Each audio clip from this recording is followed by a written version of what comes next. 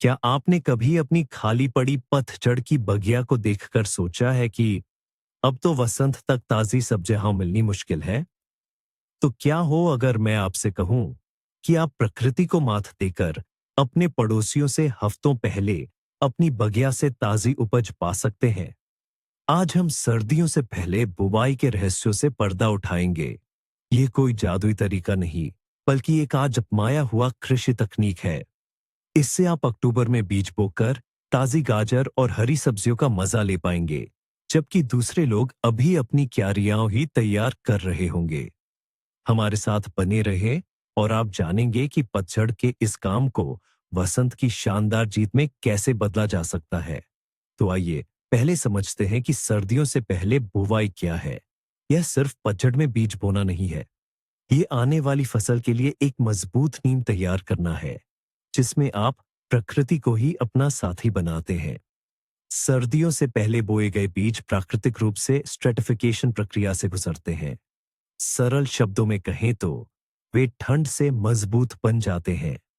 सर्दियों में वे बर्फ के नीचे सोते रहते हैं और जैसे ही वसंत में अनुकूल परिस्थितियां मिलती है, वे जाग जाते हैं और बढ़ना शुरू कर देते हैं। आपकी बगिया में फावड़ा चलाने से भी पहले यह प्रक्रिया शुरू हो जाती है।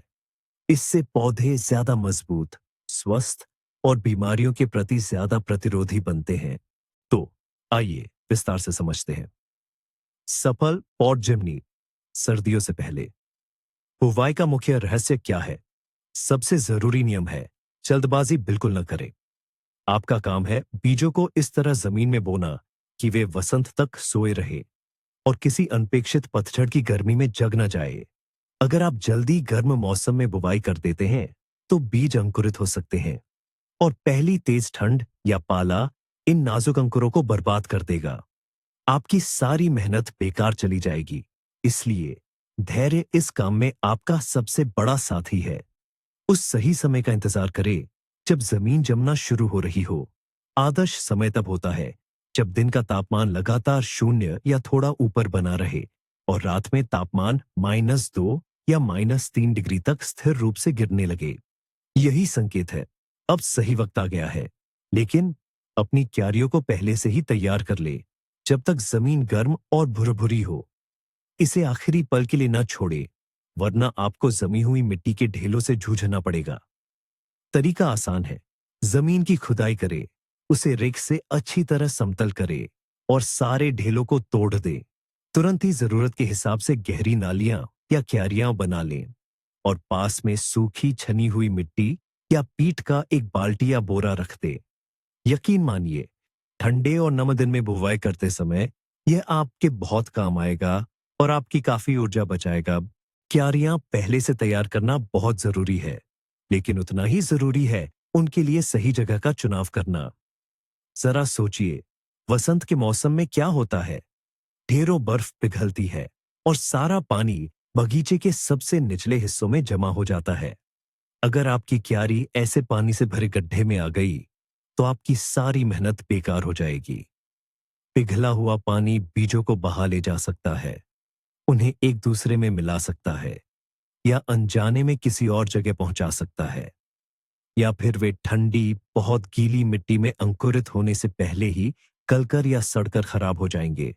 और अगर बीज बहते भी नहीं है, तो मिट्टी की सतह पर एक सख्त पपड़ी जम जाएगी, जिसे तोड़कर नाजुक अंकुरों का बाहर निकलना लगभग नामुमकिन होगा।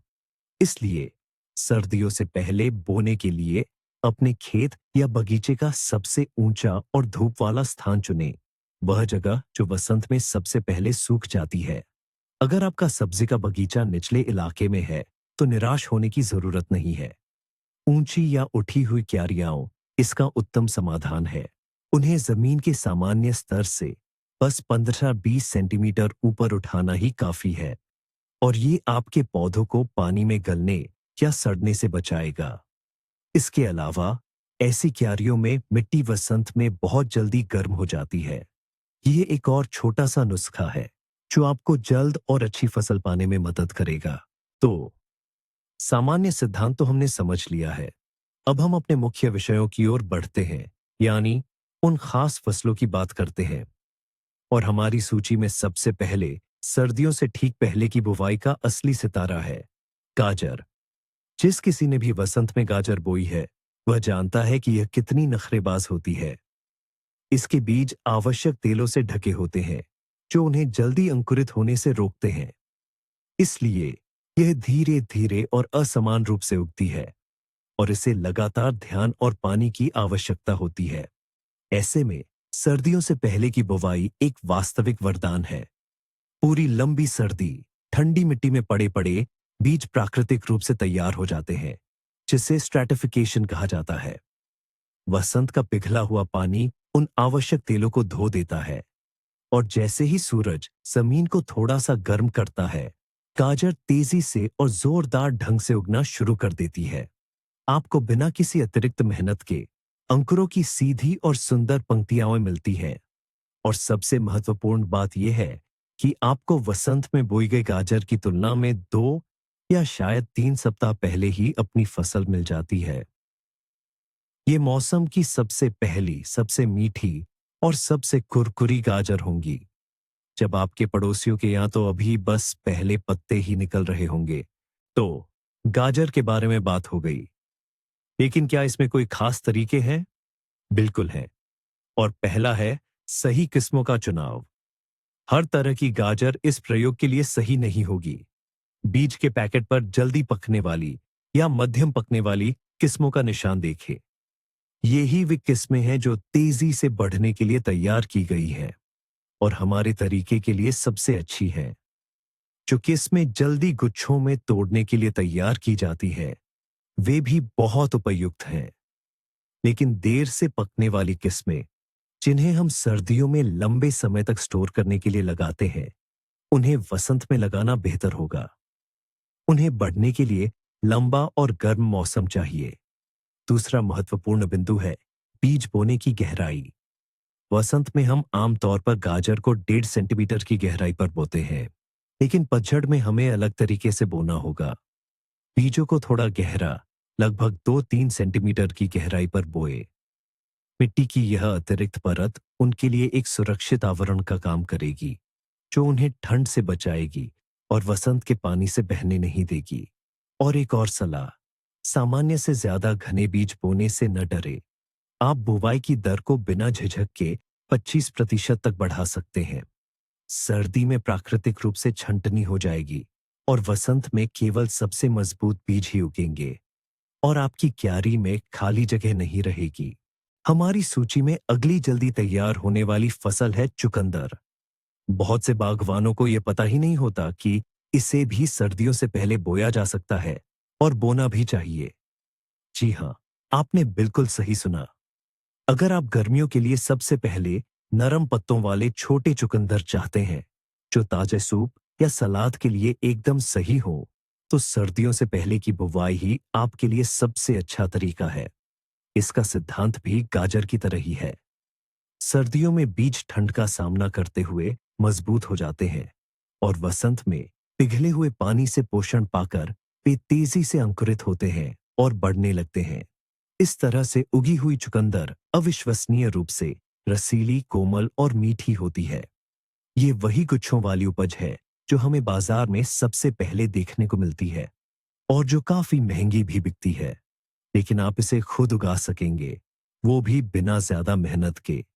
जरा कल्पना कीजिए, गर्मियों की शुरुआत में ही आप अपनी क्यारियों से मूली के आकार के या थोड़े बड़े स्वादिष्ट पत्तों वाले छोटे छोटे चुकंदर निकाल रहे होंगे। यह एक ऐसा खास अनुभव होगा जो आपके पूरे बागवानी के मौसम को एक शानदार शुरुआत देगा और आपके पड़ोसियों को भी थोड़ी ईर्ष्या का कारण बनेगा। वसंत में चुकंदर की बुवाई करने पर आप कितनी भी कोशिश कर लें, आपको इतना जल्दी और बेहतर परिणाम कभी नहीं मिलेगा। लेकिन चुकंदर की खेती में एक बहुत महत्वपूर्ण बात ध्यान रखने वाली है। अगर आप चुकंदर को वसंत ऋतु में बहुत जल्दी बो देते हैं, तो सबसे बड़ा खतरा यह है कि वह फूल पर चढ़ जाएगा। ऐसा तब होता है जब पौधा ठंड के तनाव से गुजरता है और सोचता है कि उसका मुख्य काम अब कंद, जड़ उगाना नहीं, बल्कि तुरंत बीज पैदा करना है। इसका नतीजा ये होता है कि रसीले चुकंदर की जगह आपको एक सख्त लकड़ी जैसा कंद और एक लंबा फूल का डंठल मिलता है। इस समस्या से बचने के लिए सही किस्म का चुनाव बहुत जिम्मेदारी से करना चाहिए। सर्दियों से पहले बुवाई यानी अगेती बुवाई के लिए सामान्य किस्में बिल्कुल भी उपयुक्त नहीं होती। पैकेजों पर फूल पर न चढ़ने वाली, ठंड प्रतिरोधी जैसी खास निशानियां हो देखें, या सीधे तौर पर सर्दियों से पहले बुवाई के लिए लिखा हुआ हो। अच्छी बात यह है कि हमारे प्रजनकों, कृषि वैज्ञानिकों ने इस समस्या का समाधान बहुत पहले ही निकाल लिया है। इसके लिए पॉर्जमिया A4 कोलदोस्तोइका 19 या इजिप्शियन फलैट जैसी शानदार किस्में उपलब्ध हैं। इनके नाम ही इनकी खासियत बताते हैं। इन्हें आनुवंशिक रूप से इस तरह से विकसित किया गया है कि ये वसंत की ठंड से फूल नहीं देते। सही किस्म का चुनाव करके आप लगभग 100% यह सुनिश्चित कर सकते हैं कि आपको कोमल, मीठे चुकंदर की शानदार फसल मिलेगी और उनमें फूल आने का खतरा भी नहीं रहेगा। ठंड की बात करते हुए यहीं पर एक बहुत ही लोकप्रिय बागवानी मिथक को दूर करने का सही समय है। कई नए माली डरते हैं, यह कैसे संभव है उस मिट्टी में बीज बोना जो जल्द ही पूरी तरह जम जाएगी, वे तो बस ठंड से मर जाएंगे। यह तार्किक लगता है, लेकिन वास्तव में यह एक बड़ी गलतफहमी है। आइए समझते हैं। एक बीज को किस बात का डर होता है? उसे जमने का डर तब होता है जब उसके अंदर विकास की प्रक्रिया शुरू हो चुकी हो, जब वह नमी से भरा हो। यही पानी बर्फ में बदलकर कोशिकाओं को फाड़ देता है और भ्रूण को नष्ट कर देता है। और हम सर्दियों की बुवाई में क्या करते हैं? हम बिल्कुल सूखे बीज को बिल्कुल सूखी मिट्टी में डालते हैं। ऐसी सुप्त अवस्था में बीजों को सबसे कठोर पाले का भी डर नहीं होता। वे छोटे डिब्बाबंद भोजन की तरह होते हैं जो धैर्यपूर्वक अपने समय का इंतजार करते हैं। जो बर्फ बाद में गिरेगी वह उनके लिए एक गर्म कंबल बन जाएगी जो उन्हें तापमान के अचानक बदलाव से बचाएगी। और वसंत में पिघला हुआ पानी धीरे धीरे और बहुत सावधानी से उन्हें जगाएगा। तो इस डर को भूल जाइए। मुख्य नियम जिसे हम कई बार दोहराएंगे, कोई पानी नहीं, बुवाई बिल्कुल सूखी होनी चाहिए। और तब आपके बीज शानदार ढंग से सर्दी का सामना करेंगे। अब बात करते हैं सबसे खुशबूदार हिस्से की, हरी सब्जियां। और शुरुआत करेंगे जाहिर है सोआ से। सोआ उगाना कितना आसान लगता है ना? लेकिन अक्सर वसंत में यह ठीक से नहीं उगता, कमजोर रहता है, या फिर घनी पत्तियां आने से पहले ही फूल आ जाते हैं। ठंड से पहले बुवाई इन सभी समस्याओं को हल कर देती है। जो सोआ जमीन में सर्दी बिताता है वह बिल्कुल अलग तरह से उगता है। वह ज्यादा मजबूत होता है, उसका तना मोटा होता है, पत्तियां घनी, गहरे हरे रंग की और मोम जैसी लगती है, और उसकी खुशबू वसंत में उगने वाले सोए से कहीं ज्यादा तेज और ताजा होती है। इसका राज यह है कि यह पौधा शुरू से ही अपने लिए आदर्श ठंडक और नमी वाली परिस्थितियों में उगता है। इसे वसंत के सूखे या अचानक पड़ने वाली गर्मी से जूझना नहीं पड़ता।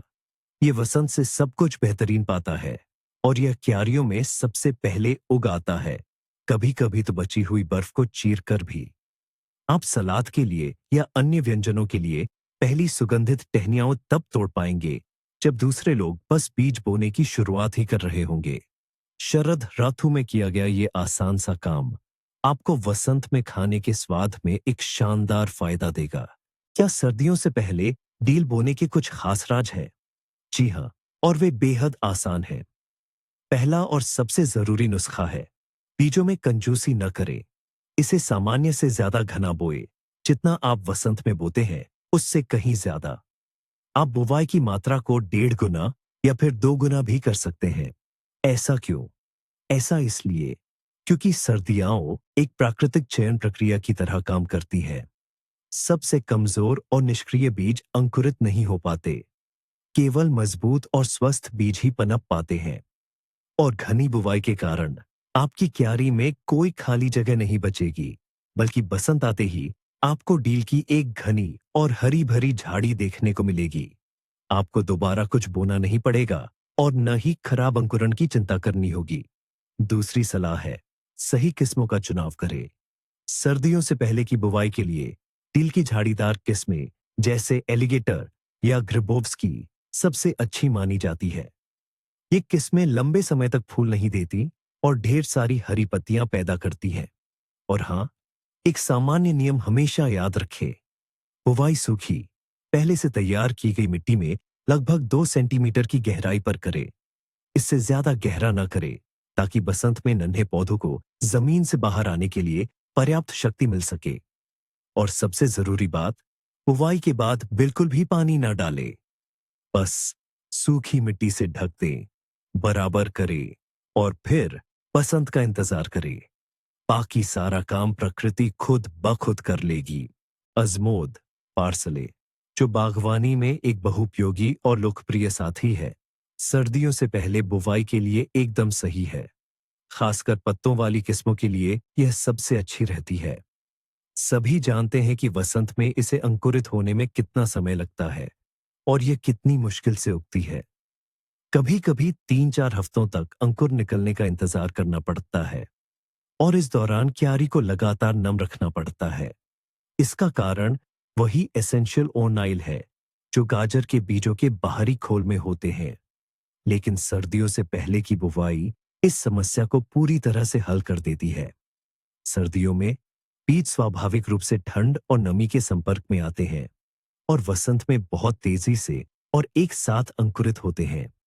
इससे पौधे मजबूत, शक्तिशाली और गहरी जड़ प्रणाली वाले बनते हैं। ऐसी अजमोद बीमारियों और कीटों का बेहतर ढंग से सामना करती है और इसकी पत्तियां खास तौर पर रसीली और सुगंधित होती हैं। आप मई में ही पहली फसल काट पाएंगे, जब शरीर को विटामिन की खास जरूरत होती है। एक बात साफ करना जरूरी है, हम या सिर्फ पत्तों वाली अजमोद की बात कर रहे हैं, चाहे वह घुंघराली हो या सीधी पत्तों वाली। लेकिन जड़ वाली अजमोद की बुवाई वसंत में करना ही बेहतर रहता है। शरद ऋतु में बोने पर यह फूल पर जा सकती है, बोल्ड हो सकती है और आपको अच्छी गुणवत्ता वाली जड़ नहीं मिलेगी। तो याद रहे, पत्तों वाली अजमोद सर्दियों से पहले और जड़ वाली अजमोद वसंत में। अजमोद ठीक सोआ की तरह वसंत में बहुत धीरे धीरे उगता है। यही इसकी सबसे बड़ी समस्या है। आप बीज बोते हैं और एक हफ्ता, फिर दूसरा, फिर तीसरा हफ्ता इंतजार करते हैं। क्यारी खरपतवारों से भर जाती है, लेकिन लंबे समय से इंतजार किए जा रहे अंकुर कहीं दिखाई नहीं देते और आपको शक होने लगता है कि क्या बीज उगेंगे भी या नहीं। कहीं वे खराब तो नहीं थे या बारिश में बह गए होंगे। सर्दियों से पहले की बुवाई आपको इन सभी चिंताओं से मुक्त कर देती है। आप बस इसे पतझड़ में बोते हैं और भूल जाते हैं और वसंत में जैसे ही बर्फ पिघलती है, आपको सीधी सीधी हरी भरी पंक्तियों के रूप में एक सुखद आश्चर्य मिलेगा। आपको पारंपरिक वसंत बुवाई की तुलना में कम से कम 2 और शायद 3 हफ्ते पहले ताजी हरी पत्तियां मिलेंगी। यह एक बहुत बड़ा फायदा है। जब बाकी लोग अपनी क्यारियां तैयार कर रहे होंगे, आप अपनी खुद की उगाई हुई ताजी अजमोद को सूप और सलाद में इस्तेमाल कर रहे होंगे। बुवाई की तकनीक बिल्कुल वैसी ही है जैसी सोआ के लिए होती है। क्यारी को पहले से तैयार करें, 1.5 से 2 सेंटीमीटर गहरी खांचे बनाए, सूखे बीज सूखी मिट्टी में बोए और पहले से तैयार सूखी मिट्टी से ढक दें। यह सब बहुत आसान, तेज और अविश्वसनीय रूप से प्रभावी है। तो जल्दी वसंत में मिलने वाली हरी सब्जियों का असली राजा और ठंड सहने वाला चैंपियन बेशक पालक ही है। यह एक ऐसा अनोखा पौधा है जिसे ठंड से बिल्कुल डर नहीं लगता। इसके बीज तो बस 2-3 डिग्री सेल्सियस तापमान पर भी अंकुरित होने लगते हैं। इसीलिए सर्दियों से पहले इसकी बुवाई करना इसे उगाने का सबसे बेहतरीन तरीका है। जैसे ही वसंत में बर्फ पिघलती है और जमीन थोड़ी सी भी पिघलती है, पालक तुरंत तेजी से बढ़ने लगता है। यह सिर्फ दूसरी सब्जियों को ही नहीं, बल्कि ज्यादातर खरपतवारों को भी पीछे छोड़ देता है। आपको सबसे पहले रसीले, मुलायम और विटामिन से भरपूर पत्तों वाली साफ सुथरी क्यारी मिलती है। वसंत में जब लंबी सर्दी के बाद हमारे शरीर को खास पोषण की जरूरत होती है, तब ऐसी फसल सचमुच अनमोल साबित होती है। सर्दियों से पहले लगाए गए पालक के पत्तों की घुंडियां बड़ी, गूदेदार और बेहद स्वादिष्ट निकलती है। ये एक असली सुपरफूड है जो आप अपनी क्यारी से सबसे पहले पा सकते हैं। अगर आपने अभी तक सर्दियों से पहले पालक बोने की कोशिश नहीं की है, तो इस बार जरूर करके देखें। इसका नतीजा आपको निराश नहीं करेगा, बल्कि सच में हैरान कर देगा। पालक को सर्दियों से पहले बोने का फायदा सिर्फ इतनी ही नहीं है कि आपको बहुत जल्दी फसल मिले। इसका एक और उतना ही महत्वपूर्ण फायदा है। जिन्होंने भी पालक उगाया है, वे उसकी सबसे बड़ी समस्या से वाकिफ हैं। जैसे ही गर्म मौसम आता है और दिन बड़े होने लगते हैं, पालक बहुत जल्दी डंठल पर चढ़ जाता है। मतलब पत्तियां बढ़ाने की बजाय उसमें फूल आने लगते हैं। इसके बाद उसकी पत्तियां छोटी, कड़ी और बेस्वाद हो जाती हैं, जिन्हें खाया नहीं जा सकता। कुछ ही दिनों में आपकी पूरी फसल खराब हो जाती है। अब जो पालक सर्दियों से पहले बोया जाता है, वह शुरुआती वसंत की ठंडी हवा में बढ़ना शुरू कर देता है। गर्मी का मौसम आने से पहले ही वह रसीली पत्तियों का एक घना समूह बना लेता है। इससे आपको काफी लंबे समय तक पालक मिलता रहता है। आप बहुत लंबे समय तक ताजी पत्तियां तोड़ पाएंगे। सर्दियों से पहले बुवाई के लिए विक्टोरिया या माटाडोर जैसी विशेष ठंड प्रतिरोधी किस्मों का चुनाव करें। बीज को लगभग 2 से 3 सेंटीमीटर की गहराई पर बोए, जो वसंत में बोने से थोड़ा अधिक गहरा होता है। और हमेशा की तरह एक महत्वपूर्ण नियम याद रखें। पतझड़ में बुवाई करते समय पानी बिल्कुल ना दें। सूखे बीज सूखी मिट्टी में ही बोए। तो चलिए अब बात करते हैं उस सबसे आम और बड़ी गलती की, जो सर्दियों से ठीक पहले बुवाई करने वाले लगभग सभी नए लोग करते हैं।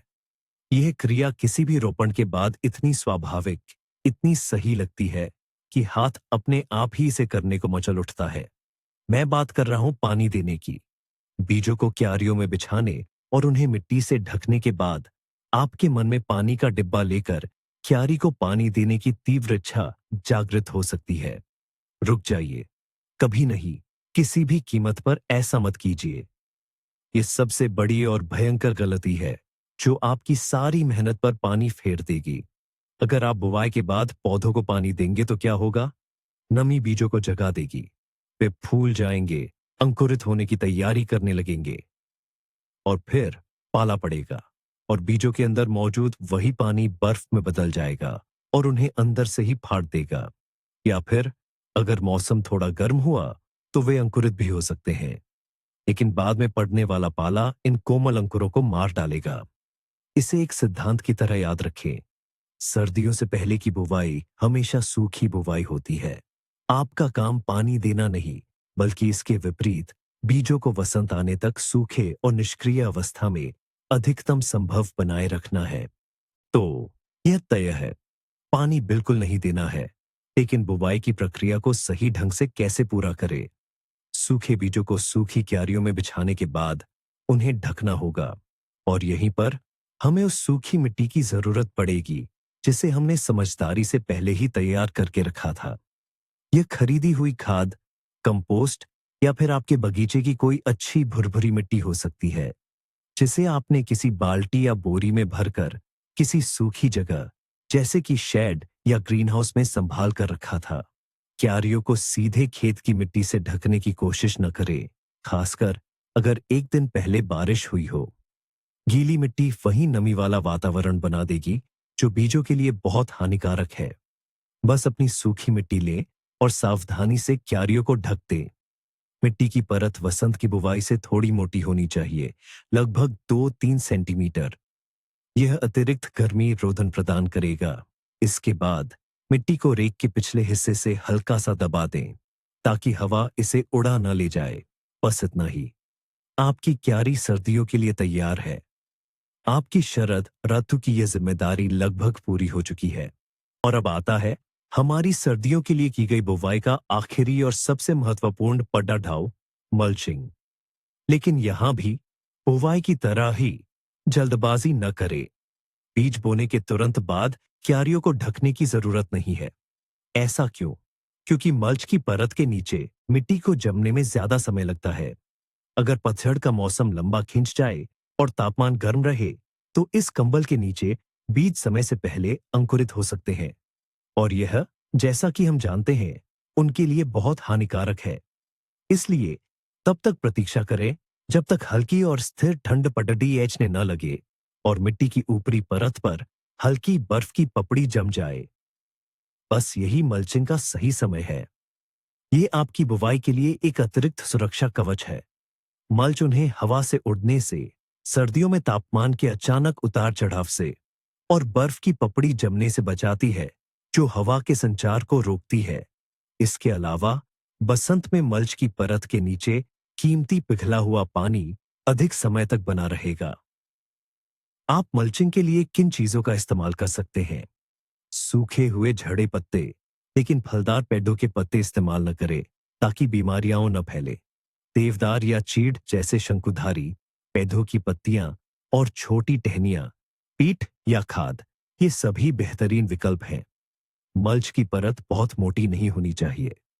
लगभग 5 से 7 सेंटीमीटर की परत पर्याप्त होगी। अब जरा इस पल की कल्पना कीजिए। वसंत का मौसम है।